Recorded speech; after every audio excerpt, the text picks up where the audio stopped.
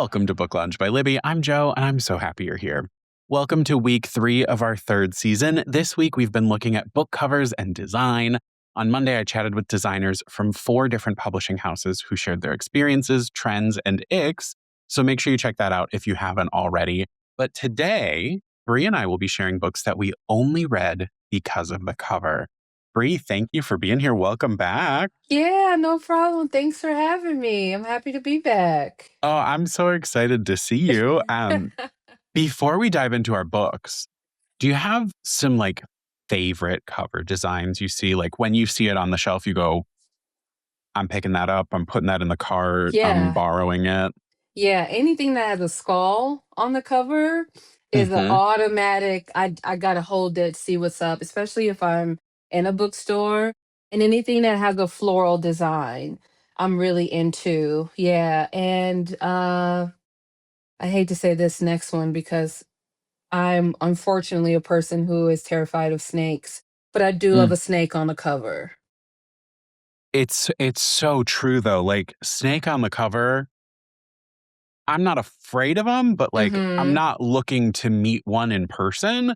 So, No, but no. aesthetically, put a snake on it, and I'm like, yeah, this is sick as hell. I'm like, wow, you did that. And it's always fantasy. And I'm Always. not a I'm becoming more of a I'm reading more fantasy, I would say, this year than I have Yeah. years prior. But I'm always like, oh man, it's something about a throne, something, and it's like a snake or on a dagger. And I'm I, like, yes, I, I'm into that basic girl shit. I'm into it. I'm into I was it. gonna say you got your romantasy in hand. There's a snake wrapped around a dagger, It's but you beat me to always, it. yeah, it's Now, that's what they're doing. are there any trends you can't stand? Like, are there we don't have to name specific books, but are there any designs you go, I don't like when it looks like that? Yeah, when you asked this question and when I read it, I was like, I thought immediately of the first of the things I don't like. And I said, damn, hating ass girl, hating. But what I don't like is I really wish that we had less cartoon-ish covers for Mm-hmm. romance novels. And I'm Yeah. not a romance girly. I would tell Uh, you right here, right now. What's yeah. today? The 17th. I am not a romance girly. But every time I see a cozy cartoon cover, I'm not saying that it's on site, but what I'm saying is sometimes your cheeks have a level of friction that Mm-hmm. that might piss you off.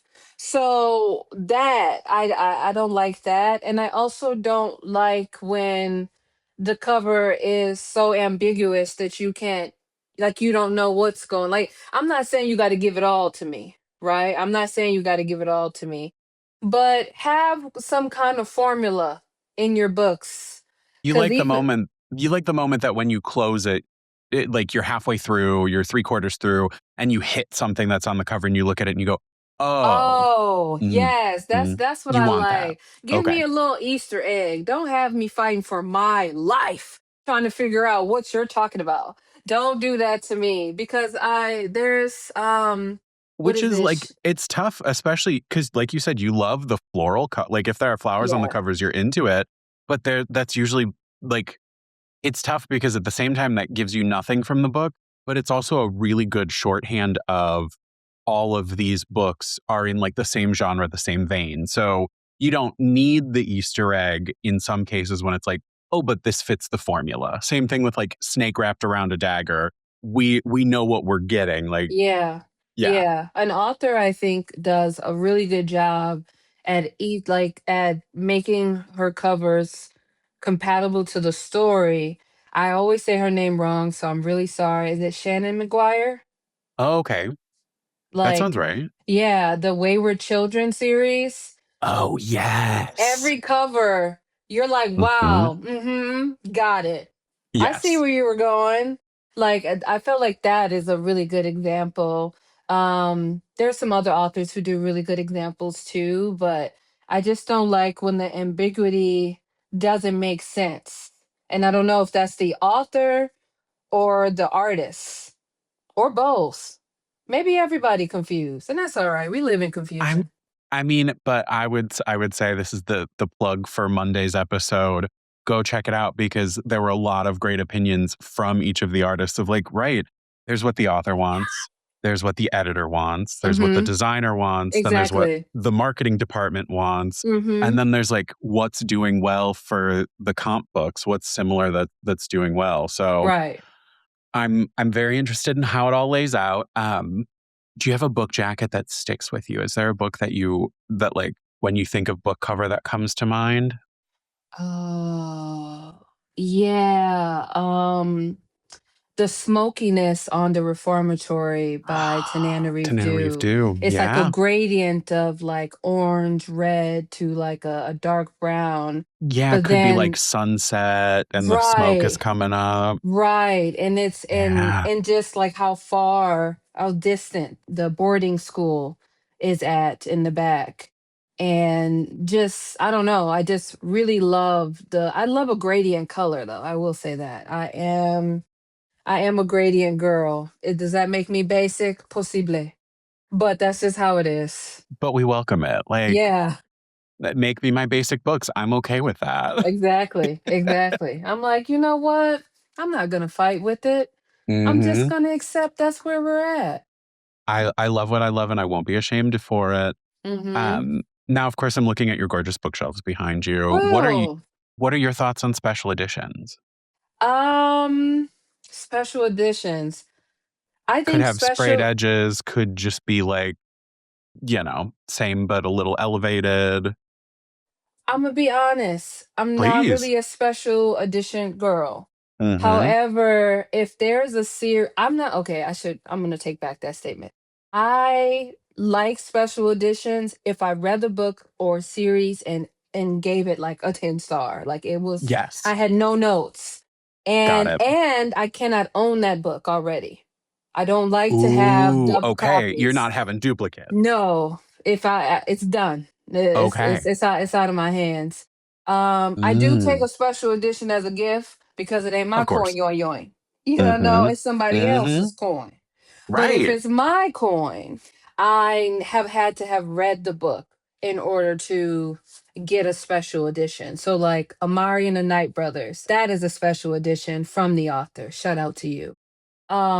And then I have Babel as a special edition, but I read it and I loved it, like absolutely loved it. So R.F. Kuang can do no wrong in my eyes. That's also a beautiful cover as well. So like that, those type of things. And like there's books that I would love to have a special edition of, and I don't have them. Like I Mm-hmm. have like N.K. Jemisin, her Inherited series Yes. recently came out, and I mean like in the last year or two, came Yeah. out with a hardcover special edition.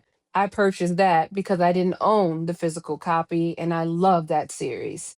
That makes So sense. that's the only thing for me. I don't because they're super expensive. Like they're Yeah. not really They're and not the always thing is accessible. they're It's not always not like, accessible. They're yeah. always tied to a paywall of some subscription that Or there's like weird wait lists and you have to like sit in a yeah. queue. I'm not here to like dunk on anyone's business, but I have never had to sit in a line for a pre-order because like a pre-order tells you how many things you need to make. But I did indeed sit in a pre-order for a special edition. And while I was sitting there, I was like, have we gone too far? For me, it's like I feel like we're getting to a part where we're losing the plot.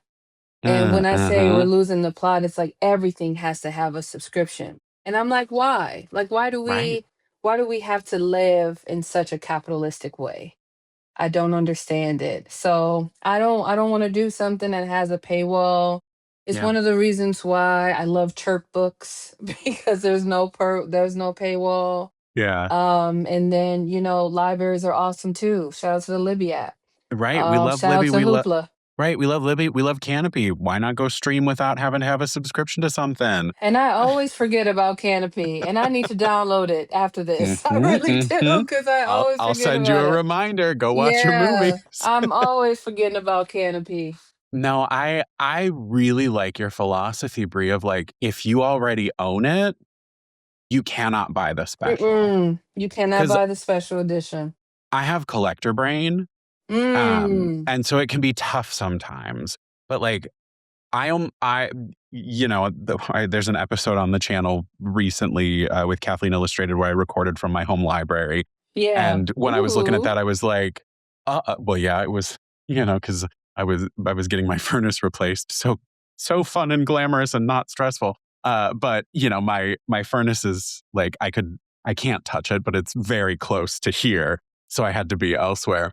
But when I was looking at it, I was like, oh, well, I mean, I only buy books when that story has touched me to the point that like I need this in my hands, or unless they have been sent to me as like a gift one way or another, whether it's the author or the publisher going, oh, I'd love for you to have a copy of this, or a friend going, you need to read this. Like I'm with you. For the most part, I'm buying books when they already have spoken to me. And Yeah. that's when the special editions hit me sometimes. Like, Yeah. did I Agreed. buy the 25th anniversary special edition of The Bad Beginning from a Series of Unfortunate Events? I did. But like that was a foundational book series for me. So Yeah.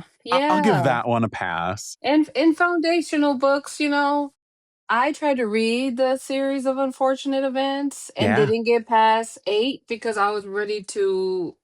You shouldn't treat children like this. That's what I'm gonna say. Somebody need to catch him outside. Okay? Somebody need to catch him outside immediately. Because I said, no, I cannot continue here. I cannot. And that's fair. I was holding on for hope that they would catch him outside. Yeah. That's what kept me going. I'm like, one day he's I gonna get said, caught.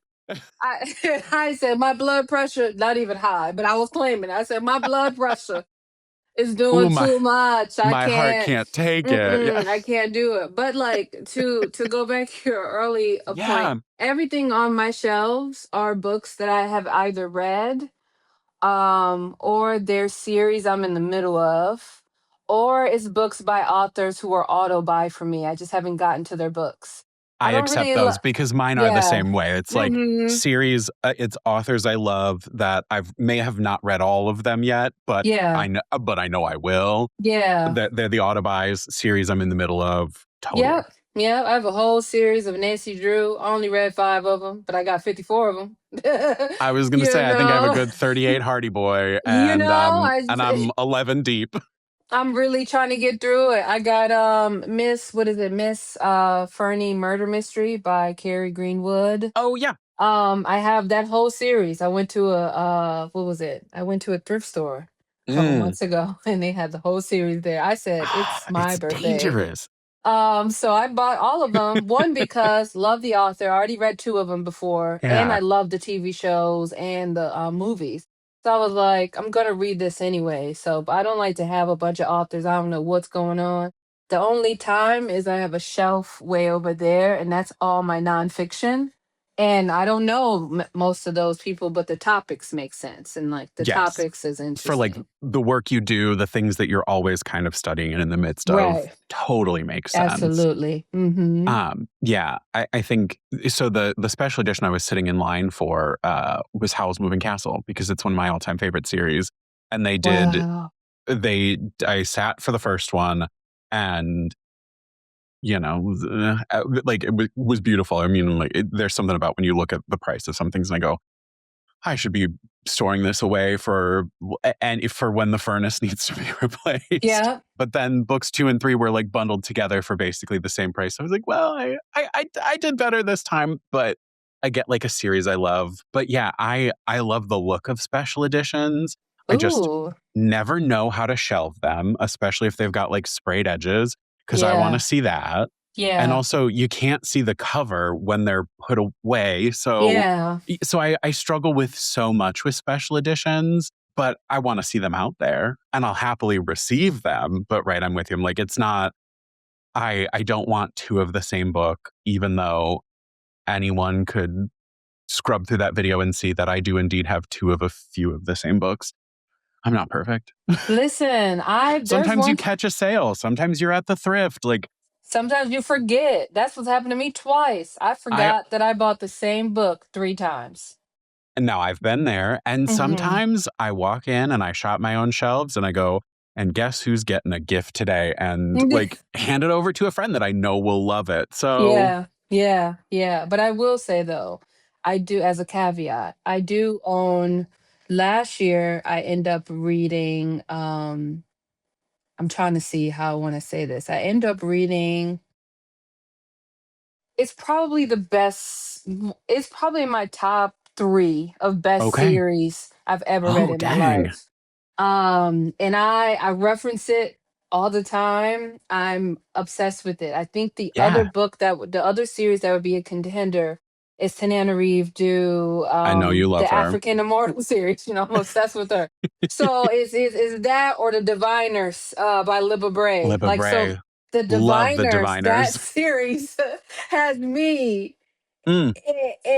in a grip that's really strong, because Yep. Evie pissed me off, but Sam is my boy. So I feel conflicted. You know what I'm saying? So I it's do. so much. So I love that series and I own it, but I own it like paperback hardcover, and I'm a hardcover girl. Yes. And I don't know, Libba Bray, if you're watching, me and my pretend You're like, hair, but here's if my P.O. box. here's my PO box. If you're watching, I think you should go ahead and figure out a way for you to get some special edition, particularly hardcover, because I'm going to be your first customer, man. I And I will be mean, your second, I will. honestly. We both will be sitting, sisters in arms, Sisters in Arms, I'll be in that sister in arms, queue with you, in waiting. that queue, in that queue with a margarita in hand, because a time is about to be had. So what I'm saying is, I love those books. Libba, I don't want to do nothing to your brain.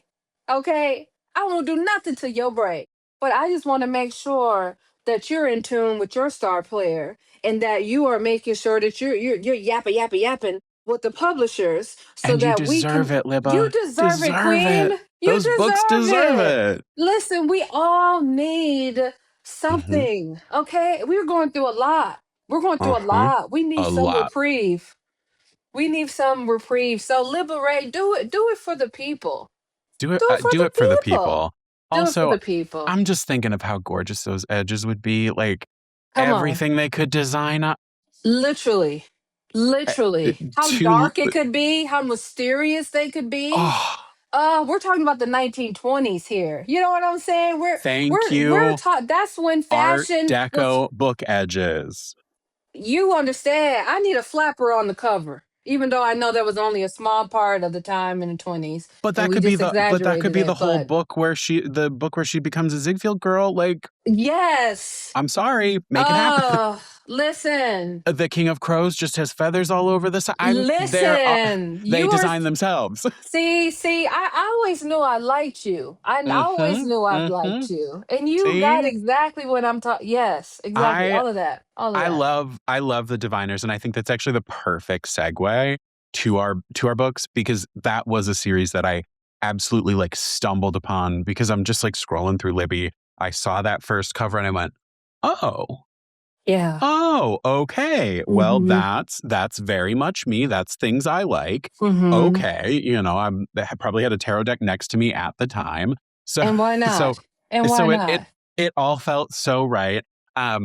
But my list, all books that for one reason or another, I just went, yeah, I'll try that, and like borrowed it before I even read a description.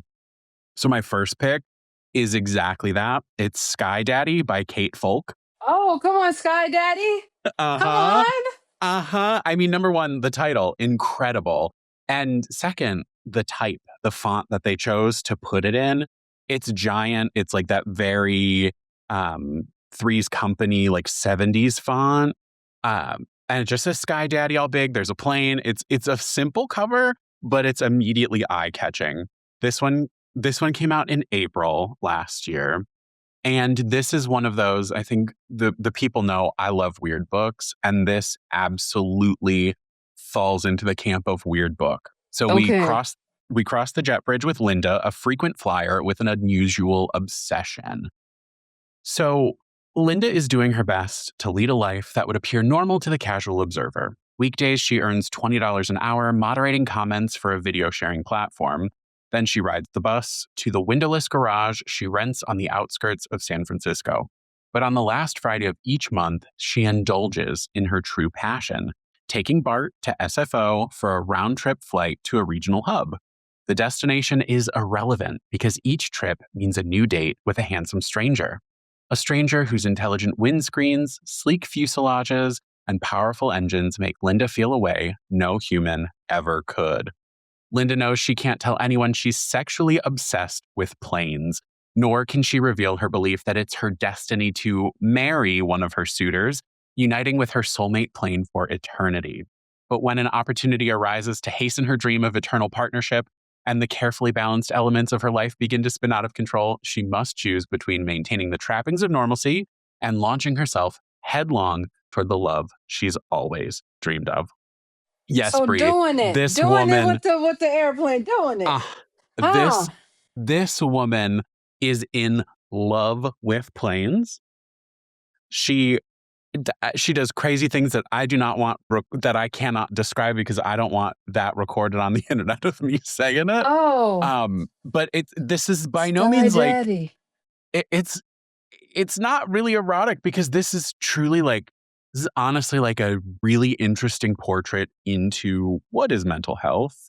How do we help people? Who has been kind of like missed over the years? But basically, it's not a spoiler because it's pretty early on in the first couple pages of the book that she describes marrying a plane is dying in a fiery plane crash. She believes it is her destiny to die in a plane crash. Okay. And that is what, so not only is she getting off every time they get up to altitude, she also hopes that, she hits turbulence. She's like, this will be the one. So it's a very interesting look at trauma because she had a traumatic flight experience when she was a child. I was gonna ask that. Obsession, Mm-hmm. like being a loner and also at the same time not being willing to let people into your life. So fascinating read. It was so weird, so good. Try it out. Sky Daddy, Kate Folk. You know, I as a mental health professional, Mm-hmm. I have I a wanted your take. lot of questions. I have a lot of questions because Uh-huh. one, I understand attachment and I understand how attachment can manifest specifically when you've had a certain type of trauma. Specifically had a certain type of trauma at a certain age. People don't think about that age part. Right. And I can see how this fixation would have happened in a level of control of being like, if I marry him, if I marry this sentient, not sentient, Yeah. this Just this inanimate. inanimate object, Mm-hmm. um, I can control when I die because I almost died. Exactly. Right. Exactly. So It's very so much it's that. interesting. Yeah. And Mm-hmm. like the way that her life, that from the moment this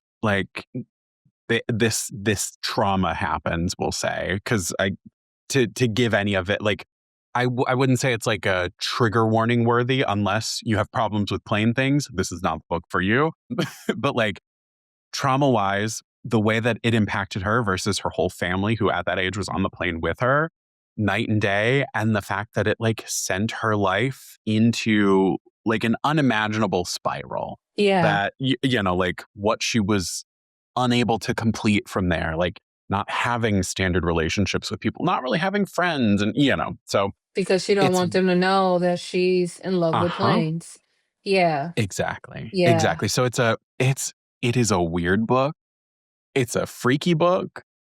And I picked it up purely because of the cover. Like that, I have read this book and that was my first time reading the description.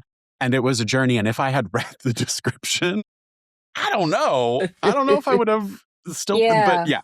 So That's happened to me this year twice. I was like, why did I not read the description? Because if I would have read the description, I would have yeah, never read this book. Like I would have never done it. So this is an yeah. instance where I'm glad that I didn't Yeah. because I'm glad I read the book. So Yeah. yeah. Yeah, that's how it was with Diviners. My friends were Yep. like, "You should read it. It has everything I know you would love. You should read it. We're not going to tell you anything else." So I said, "Okay, All cool." right. I didn't read it at all. And I said, "A white woman wrote this?" I had to literally go and look it up because I was so impressed. I said, Yeah. no, a white woman wrote that. Wow. Mm-hmm. And I Thank you, said Liva Bray. she needs to have a class. She got to teach her brethren in arms because that Yes. was chef kiss. I literally Mm. have no notes. She But really did her then big one with that she one. Like, did her big one with mm, that one. I said, "Wow, you ate that up." I love that for she you. did. And I Um support it. But your first book on the list, yes, take me through it. my first book, I'm thinking of that song. Take me through it. Take me through that. I'm sorry. But my first book is Mm-hmm. a interesting pick before I say the name of it. It's an interesting pick for several reasons. I randomly came upon it on Libby, as I do a lot of the books that I read. I just see random stuff I just stay and scrolling. just stay scrolling. And it gives cozy mystery. Mm-hmm. And even though I'm a fan of the macabre, right? Yeah. Cozy mysteries don't always hit it with me Yeah. because it's the pacing. It feels too hallmarky, and if it feels too hallmarky, that means I could just watch the movie. So I Mm. can't. I Yeah. something about it. I can watch No, it, I but appreciate I don't that. want to read Yeah. it. So Yeah. I just so it's a serious balance you have to have. However, this is like just a mystery that has cozy in it, Yes. like very small moments of cozy, but Mm-hmm. it's a genuine mystery, and I love mysteries that are written by those folks in the UK. I'm gonna give it to them. They do a good job. I'm gonna give it to them. I'm gonna give it to them. The white folks Mm-hmm. over there, they figured out the formula. It's a formula that I like, and I hats off to you. Okay, so the book is called How to Solve Your Own Murder. And one, I was like, that's a title. Why we solving our own murder? How we do that? And I didn't read at all. I just said, that sounds interesting. And I randomly said, okay, I'm gonna read. I literally started this book 2 weeks ago. I'm already almost done with book two, and book three has already been Oh, pre-ordered. I I can't don't need wait. no judgment. I No, thought this was a I'm with safe you. place. It is a safe place because when that book came out, it was on my release radar for exactly the same thing. I read the Mm-hmm. title and went, sold. I'm not going to read a single thing about it.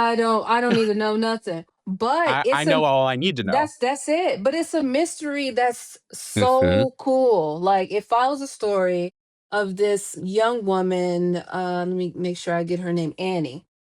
So Annie and her mom is living together. Her mom is a famous artist who go up and down of like when she's financially stable or not, and it impacts her daughter, of course. And one day she gets a letter from her aunt Frances, who lives in the UK, who is like, "Hey, I need you to come on over." Essentially to like look at some documents. I don't want to go too deep into it. So she leaves to go to her aunt who she don't really know. She don't know much Mm-hmm. about this auntie, but she knows it's her great aunt, and she knows that she has to secure or like figure out a way to make nice with this aunt because the aunt is literally affording the life for her and her mom. So there's a Mm-hmm. financial relationship that she needs to maintain so that her and her mom are not out on the streets, right? Dad, we don't know where he at. We don't know where dad at. And We he's not know helping, that's for sure. he's not helping. We learn later on the book about some things about this man, but we don't know much about him to start with. So young Annie pulls up to the crib. I would say a mansion. She pulls up to the mansion and she see these other raggedy people. They raggedy. So she Mm-hmm. pulls up. She's still trying to be like, look, I got to get it together. Also, a good thing about Annie is a mystery writer. She writes the type of the sleuth type thing. So she is just coming in trying to figure out like how she can, communicate with her Aunt Frances and making sure that Aunt Frances know that she got to still writing those checks. Keep writing those checks, Auntie. Keep writing those checks. Because But we're going to then, keep cashing them. so then she showed up to the mansion. Auntie dead. Auntie dead. I'm talking about as a doorknob. Auntie is Mm. deceased. And she's like, what's going on? So then the lawyer goes, yeah, so Auntie said if y'all got 1 week to solve my murder. And if y'all don't solve my murder in 1 week, ain't nobody getting the coin. So she's like, wait a minute, I got a week to solve. So then she meets this cop, and then they're trying to, figure things Mm-hmm. out. It's a lot of stipulations. Auntie really, really written an ironclad will. And she was like, and there was no exceptions because all her life since 1965, Auntie was told this thing that she was gonna die. So she's been obsessed with the fact that she was gonna die. So then they found when Annie found her dead, they were like, is this natural causes or not? So then they had to go and try to Mm-hmm. figure that out. And then it's just a mystery of how did Auntie die, but also how did somebody else die? Huh? Ooh. I How did love it. somebody else die? I It's a love secret it. within a secret within a secret. You're I like, God damn. And all the men right. raggedy. They all raggedy, raggedy, raggedy men. So Aren't one they of them, always? yeah, that's true. But one of them, he ain't as raggedy. But the rest of them is giving raggedy. So I just really love the story. I love the steadfast of the characters. I love how bitter Francis was because girl, same. Yeah. Yes, definitely same. And then reading book two, I'm like, oh, I definitely understand why Francis was bitter. So I don't know how many books we're gonna get, but Yeah. book one was one of the best examples of setting up a series, a mystery series that is gonna have multiple points. I just think the ending was it was done really well. So now I'm just ready to keep being a fan of young Kirsten P. I think is her Yeah. name. Kristen Christian Perrin. Yeah, So Kristen Perrin. yeah, so shout out to the folks in the UK for doing what they got to do. Thank you, Sherlock Holmes. Like they keep giving us good mysteries out here. And I couldn't agree more with you. I love mysteries, just plain old mysteries. I love thrillers, like all that's my bag. I also love cozies. I have a lot less of the holdup because I watched so much Murder She Wrote with my mom and my grandma That's true. that I do love me some JB Fletcher. thank No. you. So I'm like, I'm always ready for a cozy mystery, but I think I'm just primed to like any I like low stakes in my Mm-hmm. books because I read that you and I both read horror. So Yeah. anything that's like Yeah. terrifying, I'm cool with the chance to just like chill. Yeah. But this might be my absolute favorite. That like it's almost a cozy Yeah. mystery. It's almost, but it's I not.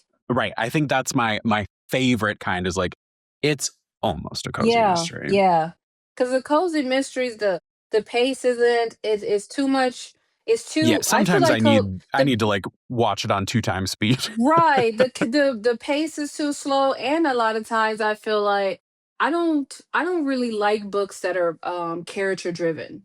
Oh, okay. I'm not really a fan of those type of books. I will DNF them quickly. And Okay. cozy mysteries is a lot Always of character character. driven.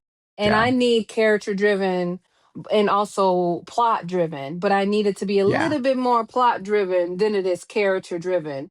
So That's if fair. you got me sitting here watching you bake this cake in this bakery and talking to this man 15 times, I'm gonna I I'm just gonna be on site for you. No, I'm just kidding. But I do think Just that fade to black and have your time together already. have your Like time, please. we don't need 15 longing I scenes. don't need five Uh-uh. chapters of this. I No. don't. I don't. So yeah, that's Okay. my thing. I can respect that. Mm-hmm. My next pick, creepy like baby doll head on the cover. That's what got me. It's the It's baby just doll, like huh? the baby doll every time I'll go, ooh, what's that? This is Just Like Mother by Anne Heltzel. This was one where I did flip and read the description because, the baby doll was enough.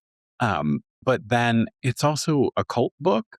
So I love a cult story. The last time Maeve saw her cousin was the night she escaped the cult they were raised in.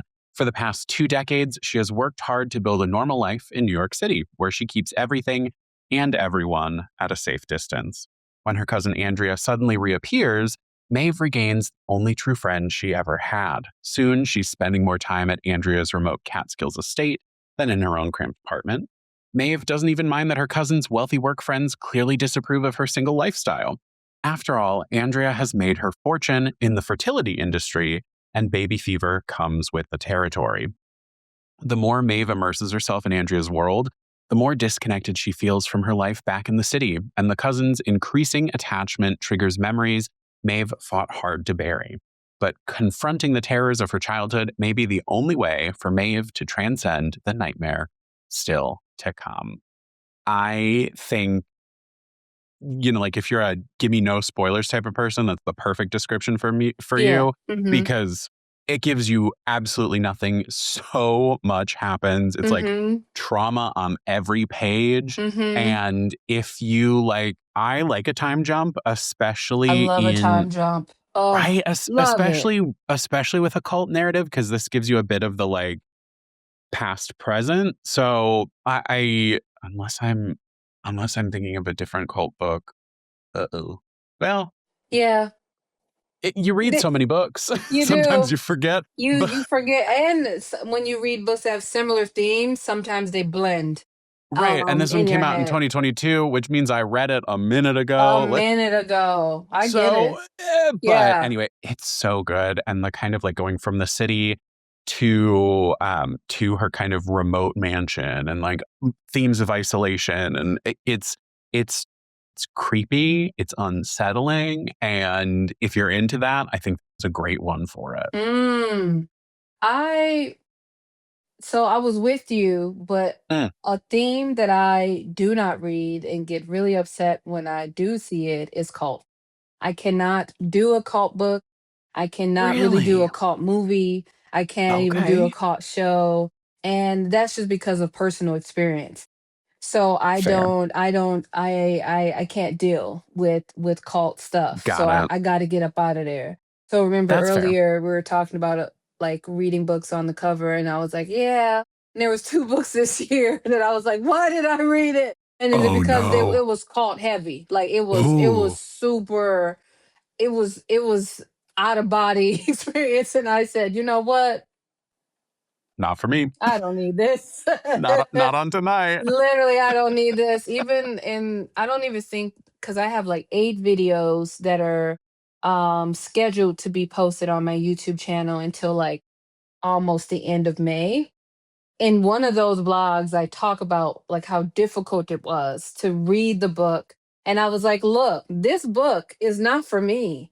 However, these are the good things about it. And this is how I think you should read it if you are into this stuff, you know? Yes. But I was like, Because it but can still be for someone else. exactly, I have exactly. my last book that I'll talk to when we get about it. When I finished it, it left my anxiety through the not maybe not through the roof, but just amping up. And then the book I followed it with took me over the edge. I would still highly recommend both of those books. They were still for me. It was just the weirdest timing of what was going on, and I was a little sick when I was reading it, so I was just it was the perfect recipe for an anxiety nightmare. Yeah. Instead of right, cults aren't for you, and they're No. always going to hit you like that. Yeah. And I'm They like, I do like a cult story, because I like to believe either they won't get me, or if I get in there, I'm turning it around on them and I'm the leader now. that's some air That's my sign delusion. energy. Some air sign energy. Yeah, yeah. One of my Mhm. signs. One of my signs. Gotta be. That's some That's the air Virgo sign. rise. That's my Virgo rising going. Mhm. You could lead a Checking it cult. out. Yep. I could be a cult leader. I tell people that too sometimes. I'm like, my charisma could probably be like, yeah, come on. It's the only time I have white man audacity is when the thought of could I become a cult leader comes up. I'm like, I don't think highly of myself, but yeah, I could Yeah. lead a cult. Yeah. Yeah. I wouldn't want to at all. Oh, But never. No, thank you. but when you see cult stuff, you're like, the cult leaders have Mhm. a lot of charisma. And if you are a Yeah, person who I has don't the have all that. charisma, I just don't do it like that. That's not for me. yeah, it's nasty. Yeah, Yeah, it really it's is predatory, all the stuff. But taking yeah, advantage of it's so mm-mm, gross. it's But terrible. that's Yeah. that's part of why I'm like, oh, fictionally, it's so compelling, because they're always horror story. Like, no matter what, it is a horror story, whether I'm reading like someone's memoir having escaped a cult or a fiction that's clearly like fed from reading those memoirs and those firsthand accounts. It usually makes me go like, Yeah. "Ooh, that's like the thing that's usually hard for me to pick is movies, books, anything that's like home invasion focused because that's my Yeah. like The Strangers. That's a movie that took me out of commission, like No, no, walking around the no. house with a baseball bat for Yeah. a week out of Yeah. commission. Hmm. So I think that's my similar of like I totally get what you're saying because It's, it yep, just be like that sometimes. I was just telling a friend the other day that I think horror is the most diverse genre because horror, it talks about so many different life experiences. There's never you could never read a horror and be like, "Oh, somebody have not experienced that," or "That's not correct. someone's experience." Right? It doesn't matter if it's like something that's tilted on his head Right. or even like when you were talking about the plane one. It's Yeah. like that also makes sense, you know what I mean, especially when we're Right. talking about psychosis and mental health. So Absolutely. I really love horror. I feel like horror is always teaching you a lesson or talking about something that happened to a person or a group of people that was horrific. So I really appreciate that. I really appreciate that in horror. Oh, same. But yeah, so I am gonna tell you the book though that I read Oh, and didn't like, please. but I think you would. It just came out. It's called The Body by Bethany C. Morrow. Oh, okay. I'm Yeah. gonna look it up now. And Hmm. while I do that, tell me your next pick for the list. Yes. So my next pick is a book that I saw years ago. Just started reading it this year. Actually, I'm reading just series with my patrons every other month. So we already read this book and we're reading book two, I think, in 2 weeks. So this one is called The Jumbies and it's by Tracy Baptiste. And this book came out in 2015. So a minute ago. What It's a so cute beautiful. cover. It's a middle Oh, grade. I love middle grade horror. That is my love. favorite. I love middle grade Honestly, like horror. bread and butter is middle grade horror to me. Middle grade horror is Mhm. undefeated. I don't care. I don't care what nobody says, adult, young adult. No. It'll Middle never do you grade. it'll never do you wrong, Never. Never. honestly. Never. And if you have been listening to me talk about how I need everyone to be reading horror with me, Yeah. pick up the middle grade horror because Immediately. you're gonna go to bed still at night if Yes. you're an adult. Like Yes. if you go, I can't do horror, try the middle grade horror. Listen, It's and still gonna get sometimes in it's there. more scary. Sometimes I'm not gonna. Honestly, I'm gonna keep it real. Sometimes I'd be like, "Whoa, I know Tananarive Dew is gonna take my edges, but why you had to take all my follicles? Like I can't have no hair. I'm just hairless. No, I'm not yeah, trying to come yeah, at it you puts though, a Joe. no, but it Joe, puts a like new I ain't shine got on no. my head when I read it. Listen, listen. Middle grade horror is so good. It'll get you. Yes. So this cover is just like really beautiful. When I was talking earlier about like I don't want ambiguous, like I need to have some kind of breadcrumb. And the eyes on the cover is revealed in the story. So like you can read the story and then you'll be like, I know where the eyes on the cover came from. The fact that they're in the woods plays a lot into it.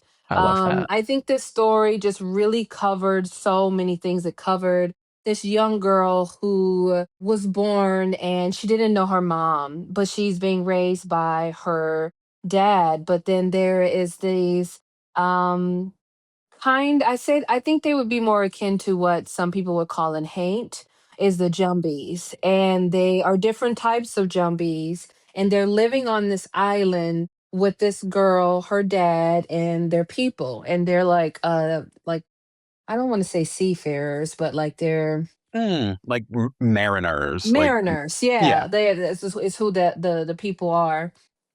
And she is in the woods randomly, and a jumbie essentially sees her and make a plan to ruin her life. And it's up to her to figure out that internal strength and figure out how to work with other people and get kind of find some kind of middle ground, but she also learns a secret about herself that she never would have known, and it shakes her core, but also have other people look at her differently because she learns a secret about herself.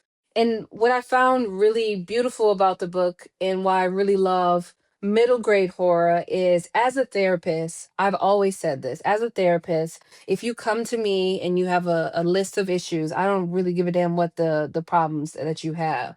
If we're Hmm. going through the assessment and I find out you have no friends, not one friend, that is a huge red flag, and that's going to be probably my biggest priority because I cannot be your Sure. all, and you got to learn how to get friends. Your family, you Yeah. cannot choose them, but you can choose a good friend. You can. And Right. so, and a lot of times it might take more time than other people to find a friend. We can talk about how we can meet friends. We can talk about, starter conversations. Some of us have the Yeah. tism.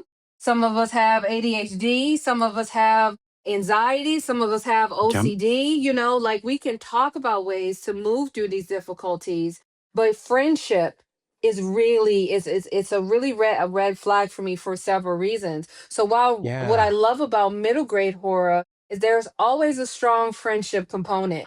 There's Yes. always a strong friendship component. It's in this book, it's so relevant there. It's like there was times where it was life or death and her friends are like, it's unfair that you won't come to us. It's not okay that you think we can't help you. Or they would do something, they would be like, I'm sorry, I was scared, but I'm here now. Let's do it. Let's figure it out. So I it's love like that that. conflict resolution, which I think a lot Hmm. of young readers need, and a lot They of need to see adults it. need to be reminded of. So that's why Hmm. I think a lot of adults should read middle grade horror. But I say all that to say, love the story, beautiful, impactful story. Definitely just I don't know, it's just like I said, just written in such a way that's related to so many people. The cover is amazing, and you can definitely see that, her friends are on it too. You can see like her friends hiding Yeah. because she thinks she's alone, but she's not. Her friends are right there. They're right there trying to help her. So it's just a beautiful story. I said that already, but It's no, it's just so it looks so cute. I can't wait to read this. yeah. And you're so right. Like middle grade across the board is really important for just reminding kids that like we need our friends. You're allowed to rely on them. And yeah, sometimes you'll choose to share maybe something you didn't want to share with people. But overall, when it comes down to like the things that make us human, that anxiety, that sadness, the fear, we can trust our friends with that. Right. Right. Mhm. Well, my next pick is one that it was a 1-2 punch of the book jacket and the description. Okay. I I did bring this one up this year. It was in my February book picks with Mira. And well, I read it and I'm here to say I'm glad I did and I think y'all should too. It was this line especially that said Barbie meets Scream with a 90s nostalgia twist in this horror romp from Bless Your Heart author Lindy Ryan. That Wow. like, I saw the cover and then I read that and I was sold. This is Dollface. It came out Mhm. February 24th. I think Of just this generally year? of this year, yeah. Okay. The hot off the presses. Hot off I the press. I would say, like, generally, is it the best mystery thriller I ever read? No. Did I have a great time? Yes. And that's why I bring it here today because I don't know. I think I'm a big advocate for DNFing books. That there's a point here, I promise. Big advocate for DNFing books. And I don't think anyone should care the number of books you read in the year, which is why I also go back to that DNF piece. Because, like, you should just read things you want to read. There's no rules. Like, I say all this because the first thing I said was this the best that I ever read? No, but Mhm. that doesn't matter because it was definitely for me. Like, I'm not Uh-huh. judging my book. I'm not giving them star ratings. I'm not giving them grades. I just at the end want to go, what's my vibe check? Did I have a good time? And it was like 100% good vibe check. So I want everyone to think about that because, like, if you don't have a lot of time, don't be afraid to toss that book out of your life and pick a new one. Move And don't, on. right. And don't think you have to read like the most promising, lauded, awarded book that's ever been out there because there's awards for everything. Everything. Release So this yourself. right, this book is just as welcome to get like a horror, thriller, mystery, whatever award than anything else. But Mm-hmm. it follows Jill, who is a horror author, and she has just moved to suburban New Jersey, hoping to fit in with the new PTA moms and maybe not weird everyone out with her final girl coffee mug. She just wants to make some real friends, but then a plastic face masked serial killer begins slashing their way through town, one overly made up mom at a time. The police are incredulous, the moms are indignant, and Jill is slowly wrapped into a killer's murderous spree until she just might be the last woman standing. A delightfully murderous novel that is equal parts scathing and salacious. Dollface will win you over with its gossip and gore, one body at a time. You had me. You really had me at Final Girl Cup. You Mm-hmm. had me at Slasher. You had Exactly. me at Final Girl. You If you, really if had me. you, I love slashers. if you, and I know you love a slasher, like for anyone Love who it. likes a slasher, and maybe this feels like a good bridge book. Like, yes, it is graphic, but it's also not at the same, like, it's hard. Like, I never know what age to tell people a book is for, and I never know how graphic something is or isn't because everyone's different. Like, Mm-hmm. you know, a graphic cannibal scene is a hard pass for me, but like a slasher isn't because it's so different in my mind. But whatever. Exactly. So, Exactly. You know, so like, like I yeah. will watch a romance movie. I just got done watching You, Me, and Tuscany. Okay? Great movie. Mm-hmm. I just watched that. But you think I would read a book that had that? No. No. No. But I will watch Exactly. it. Exactly. So I don't know. I think this could be a good bridge book for people who want to try like a slasher thriller. Could be a good one for that. But generally, if you're a fan of the genre, it's like a good popcorn to put in your mix. Wow, I love that. I love a good slasher. My most recent slasher I've read that I really loved was You're Not Supposed to Die Tonight by Kaylin Mm-hmm. Barron. Incredible.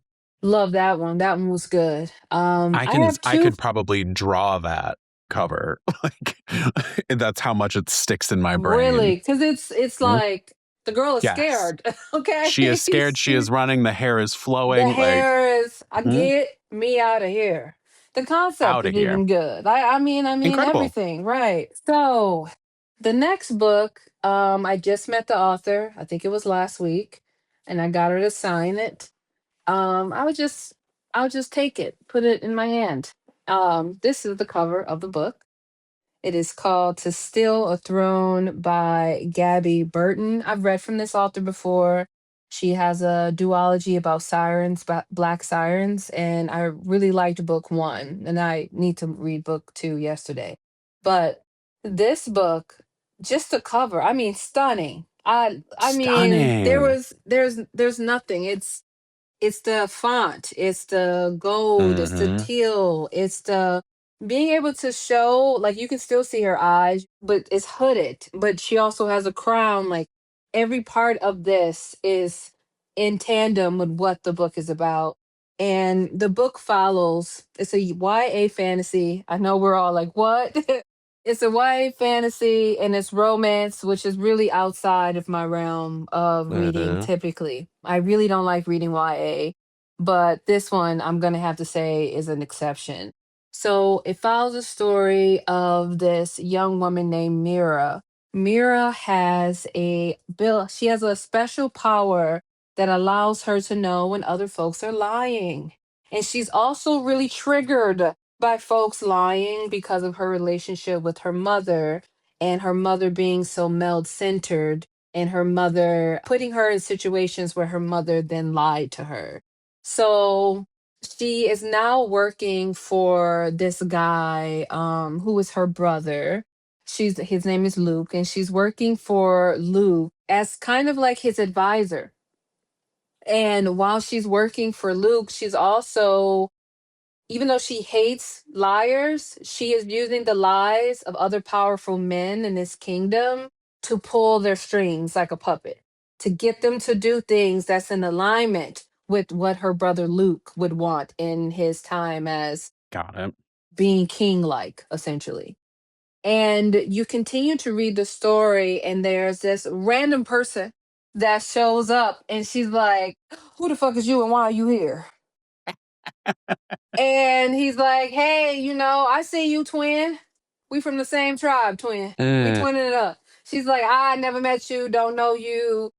Get out of here. So then she's plotting against him. He's like, you're beautiful. She's like, you're the devil.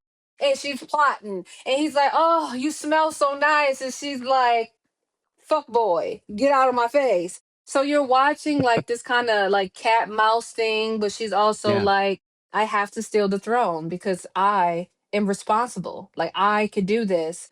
My brother, he ain't shit. He can't wipe his ass without me. So really, I'm that girl. So you're Mm, like sitting there. I feel like I keep cursing. and that's okay. Anyway, I apologize.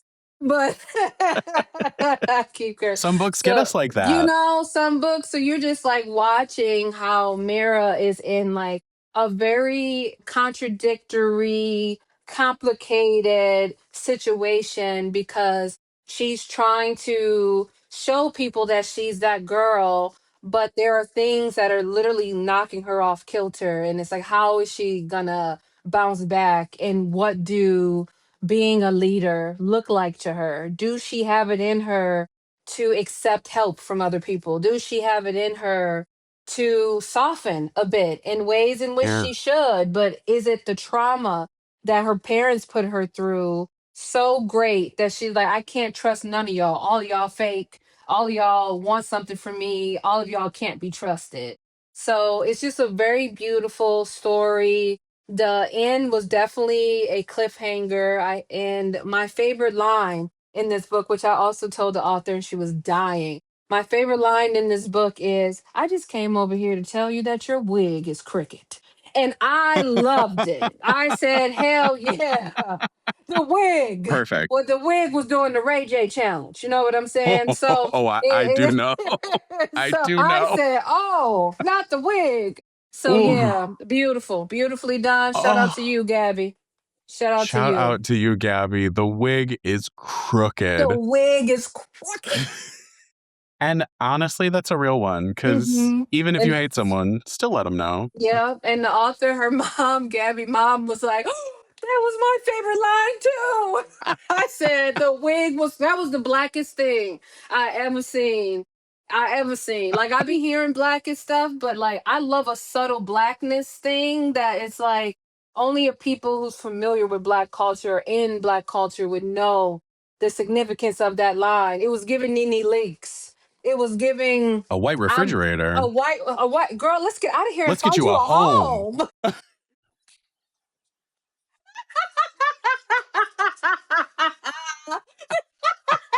Child. Mm. Child, ooh, because I said what I said. So I was just like, wow, this is good. This is good. I really liked it. I really liked it. That Yeah. sounds that sounds incredible. Hmm. And we love when the author gets to hear back from us. I said, why? I said, what was going on in your cabeza when you wrote your wig is crooked? And she was dying. I was like, dang, that did you have another line? Were you inspired by Queen Nene? They call her leaks online, Mm. you know? Uh-huh. Ooh, I love it. I love it. I'm like, I need to read it for that line alone now. Yes. My friend who was with me, she was like, girl, when I get to that line, I'm texting you. I said, please. Because When I get to it's that gonna line, send you. It's gonna, right. especially the context, it's going to send you. Like the context That makes is it even better. chef Oh, kiss.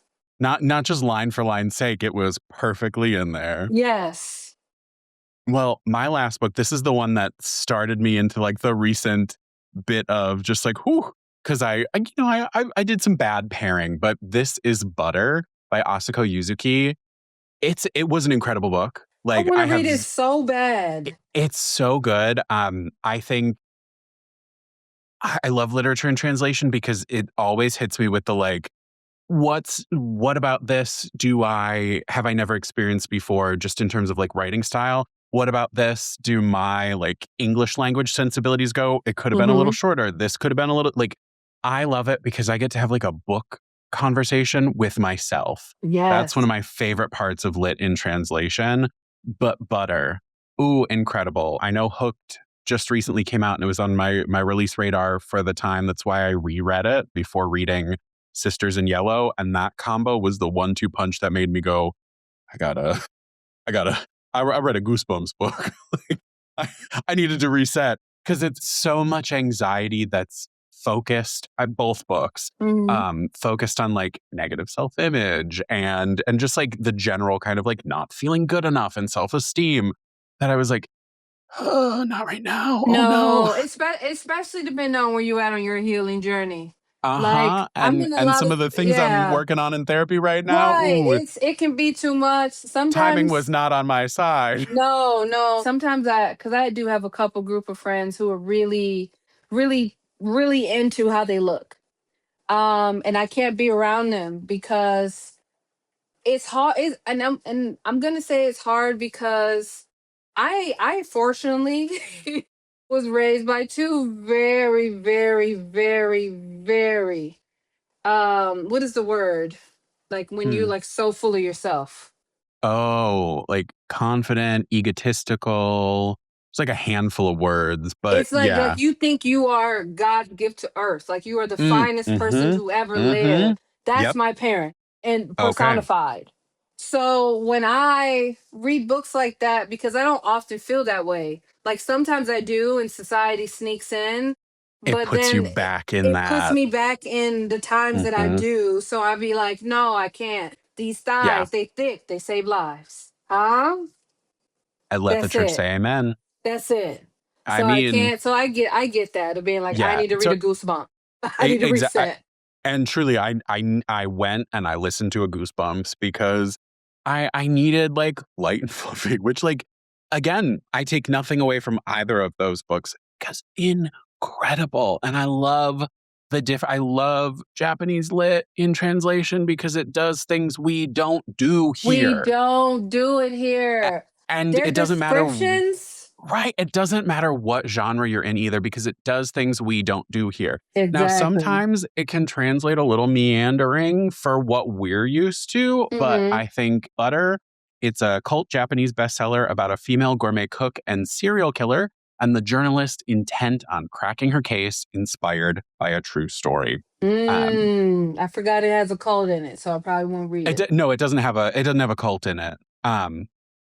Just a serial killer cracking her Okay. case. It's a oh no, it's a cult. It's got a cult following. Like people Oh, love this book. No okay, cults. cool. I was like, You're good. No cold. cult. Dang. I was like, where did I say cult? Oh, right. No, no, no. It's just like beloved, like cult classic kind of Okay, thing. got it. Got it. So love this line. There are two things I simply cannot tolerate: feminists and margarine, and that is the serial killer. And that's how you know she's just like all kinds of like wacky and bad.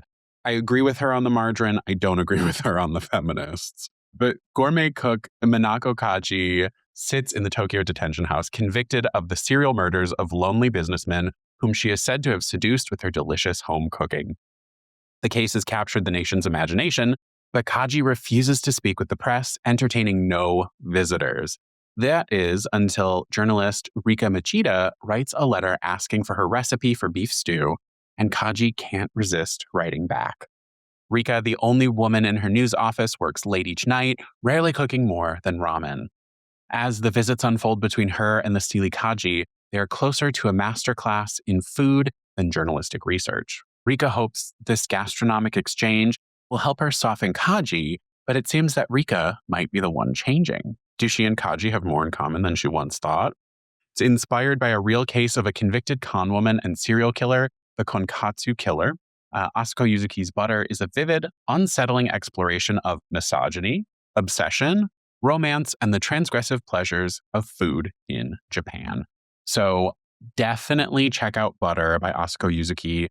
Just keep in mind it can unsettle you just enough. I think it was the pairing, so I think just don't follow it with Sisters in Yellow. Still read Sisters in Yellow, but just put a Goosebumps in between. That's that's that's my prescription for you. Just add that goosebumps, Mm-hmm, just add it mm-hmm. in. Yeah. Pop in a Goosebumps. Everything will Yeah. be okay. I like it. I like Yeah, that. Yeah. Because and the when and you the said cold, cover, yeah, I was the like, the oh co- no, but yeah, this no, cover no, I is good. promise. Only one cult book, but Yeah. I love the cover. I think there's something really striking about it, and I think Agreed. what they're doing, like I don't know. I also feel like sometimes the books in translation, those covers hit different. They hit better.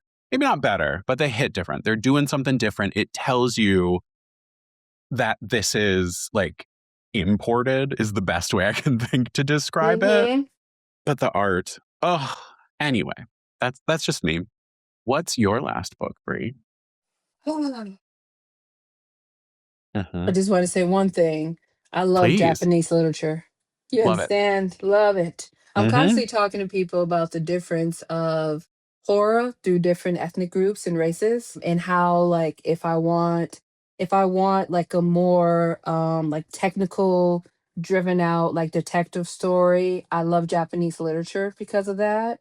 Yes. Because they're very like Formula. formulaic in a way Mm-hmm. that's like, but also twisty, because you can't always know what's going on, Yes. but they give you a lot of evidence to work with, but you're still confused. Yeah. And so you're It's, like, yeah, wait, respectfully, I say it's, formulaic. yeah, Yeah. yeah. So I really like that about that. Okay. So my last book that I want to talk about is Gorgina. So the book is called On Sundays She Picked Flowers.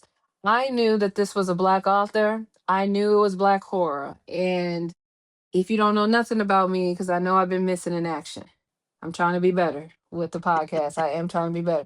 But if you don't know nothing about me, you must know that black and indigenous horror is like my That's bread and you. butter. I love Mm-hmm. that. And I don't need to read a description. I'm gonna be there. Okay. Am I gonna like it always? No, that's unrealistic. But that's But everything. yeah, that's everything. But am I gonna sit no questions asked? Mm-hmm. Absolutely. So at this time, I was in a reading slump. I also want to say that I was in a reading slump. The book came, you know how Libby goes. You put a hold, and then randomly you get the hold, and And you you're say, hello, like, friend. I guess I'm hello, reading I you. guess I'm reading you. Right? It was a reluctant starting of a book because I was in Uh-huh. A slump, a yeah. reading slump. And I started reading this book, and I said, okay, now what the hell is going on here? So this is actually, I think this is my first 5-star horror of the year. Whoa. Yeah, this is my first 5-star horror of the year. And this is coming from a girl who's been reading a lot of Laura Olympus. I don't want nothing. I don't want no issue. But I've been really reading all around this year, as I can see. But on Sundays, she picked flowers. If you look at the cover, you can see that there's some butterflies. You just see the eyes and the nose of what you think is a black woman, and then there's all this different things in nature that's covering this woman up. I love the font. I love how the font is placed on the cover. It's just overall, I'm just really feeling what's going down on the cover. So it really was the cover, the fact that it was a black author, and that author is writing horror, and I didn't Mm-hmm. need to read it. So this is a book that is, I think they call it like a gothic horror actually Okay. too. Love. This was set in the South in Georgia, and it was, I'm gonna say it was probably like right after we got the news that slavery was abolished, Mm. right? And plantations started to freak out, and Yeah. they start to not be in use anymore because people were leaving and getting their own life started. There's a lot of other things happen. I'm doing a gross over Simplification, sure. But simplification of it, but that's where I read the think is book. Yeah. where, yeah, that's why I think it was set. So it Right. follows the story of this young woman named Jude. The first chapter is graphic, guys. It really, she don't waste time getting you into the book, and that is why it's a 5-star. And it's still done in care, and it's still, the plot and the character development is perfectly done for me and what I like in books. So you follow the story of Jude. Jude is a young woman who is in her house with her mom. And while she's in the house with her mom said something to her. I don't know. I can't remember what her mom said to her. And then she was like, "But I have to leave." Her mom was like, "No, you're not leaving at all." Then they get into an awesome altercation, and someone gets brutally. Ooh. Somebody's Okay. done. Hmm. Mm, Somebody is very dead. And the way in which they were dead, you said, "Oh, not you didn't do your mama like that, did you?"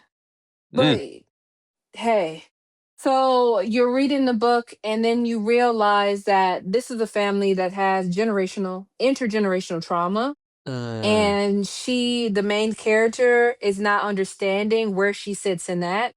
And because nobody talked to her about it, she is the recipient of so much hate in her family that had nothing to do with her. But because the hate and the horrific things was done to her mother, everyone rallied around mom instead of around an innocent child, and mm. continued to be terrible to her. So after this altercation happens, she packs her stuff, Speedy gets out of town, and meets this white woman in this town. And this white woman, I didn't trust her day one. Okay. I didn't trust her day one. You make your own decisions. But I didn't trust her day one. And she's like, "Hey, I got a little shack in the back. They say they got some haints back there. They say some random stuff back there. Might be a ghost or two. I'm not sure. But I don't give a damn about it. And look here, inward. You can go on back there and figure this out." So she goes back there, and while she's back there, she's like, "I don't know if I trust this woman, but this is better than what I would have had, right? It's something. I got to do something." Yeah. And she starts to be like, "Something is watching me. Something, something is, something's watching me. I don't know what it is, but something's watching me." And she's like, "Let me just give it a good old offering. Let me give you a little chicken bone today. Maybe I'll give you a little frog feet tomorrow. Mm, Maybe I'll give you something else, whatever. I'll leave a little offering thing for yeah. you." And then you realize that it is way more sinister than you can ever think. Wherever you think that this book can go, maybe it's going worse. Ooh. It's going Okay. somewhere else. Now, Oh. what I like to compare it to is, if you are some Octavia E. Butler fans Mm-hmm. and you read her Patternist series, specifically Wild Seed. In Wild Seed, it follows the story of Anyanwu, who's the main character, and this like god like creator type character named Doro. And Anyanu has a gift that Doro has not seen for millennia. He's searched all over, try to find a person who has the abilities like Anyanu. And Anyanu can transform into other things. So Gotcha. transformation is Yep. happening in this book. And you're like, what the hell Yeah. just happened? So it's very weird. It gets very weird at the end, but it's good. It is so freaking good. And yeah, so definitely I check love out the that. content warnings. But I Yes. really enjoyed this book.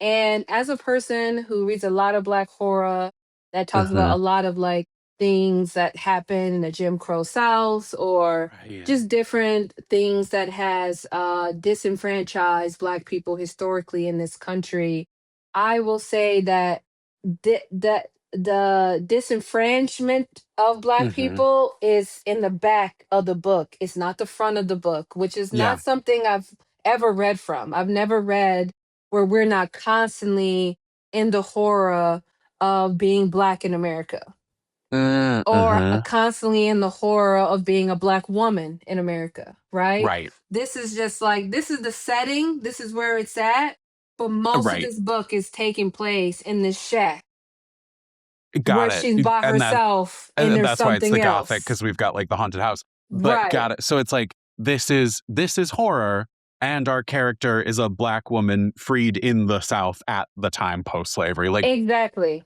like there's no good way to phrase that, but like the horror isn't the trauma of the things that she has experienced. It No. is now this haunting, Yeah, effectively. this Yeah. haunting and Ooh. her not understanding that Yeah. there's some sinister stuff that happened in her family, Mm. and those things impacted what happened to her. But it's Ooh. also a beautiful story of, what do you do when you are the product of trauma Mm-hmm. and your family treats you like shit because of it? Yeah. and you're forced to go out on your own and make your own way, but you meet something that you possibly love, but it's trying to play you in ways in which your family did. And Yeah. you're like, hell no. I've spent too much time working on myself. I spent so much time in solitude and creating peace for you to Yeah. ever think you're going to bring your raggedy ass over here and disrupt my peace. So I'm either going to take you out or we're going to have to box because Right. that's not happening. So it's like, it's also like a story of like, how do you find your voice when you have so much adversity? How do you find your voice? How do you Yeah. stand up for yourself as a Black woman of being like, you know Ugh. what, enough is fuck enough. Like I've had Mm-hmm. enough.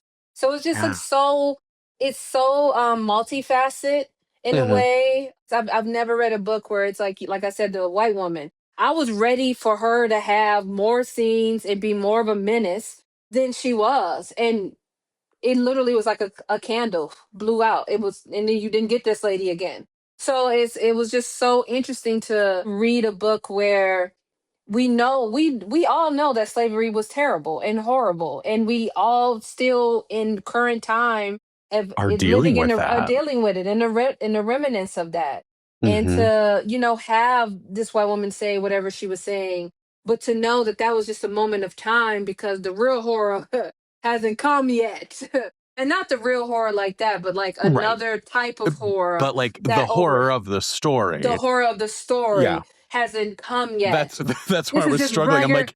like, right. This To is try to describe it, because right, I'm just like, well, all of these things are horrible, but it's not what the right, story's about. Like, right. It's like she's dealing yeah. with what I call everyday horror. When people be like, "Oh, Mm-hmm. Bree, like, how do you do this?" I'm like, "I've been a Black woman every day. I have to really pick and choose." Right. Last week Right. I cussed a white man out because I was like, "Really?"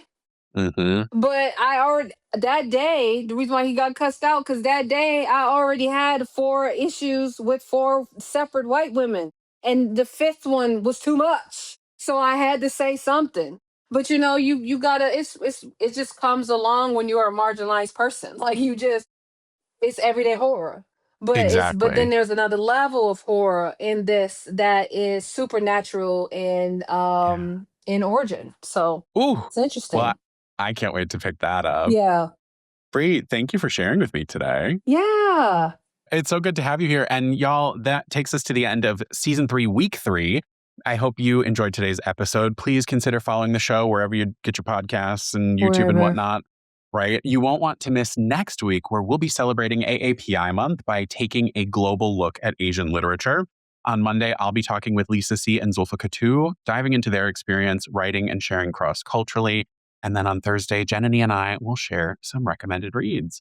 So thank y'all Did so you much for just joining say us. Did you just say I Lisa sure, C? I sure did. Can you tell her that I Ah, love her? That she's my favorite absolutely. historical fiction writer? She I need you is to say that incredible. in a sentence to her. I need her to understand my love Uh-huh. for her. The way that she Right. write women and Mm, characters and sisterhood. That woman needs an Oscar. You let her know that Bree uh, from Booktician is her biggest fan. And Bree whoever is your said they were her biggest fan. biggest Yeah, fan, they lied. They lied to you. they haven't met you They yet. haven't met me yet. Well, I Wow. will. But Bree, thank you. And all of you, thank you for joining us. And happy reading. You can sample and borrow the books from today's episode in the Libby app, or if you're a librarian, find them for purchase in Overdrive Marketplace. Book Lounge by Libby is a proud Evergreen Podcast signature program. Explore more amazing shows at evergreenpodcasts.com. This podcast is produced and recorded by me, Joe Skelly, with editing by Andrew Alonso. Our theme music is High Five by Rex Banner, used with permission. Book Lounge by Libby is presented by the Libby app. Learn more at libbylife.com/booklounge.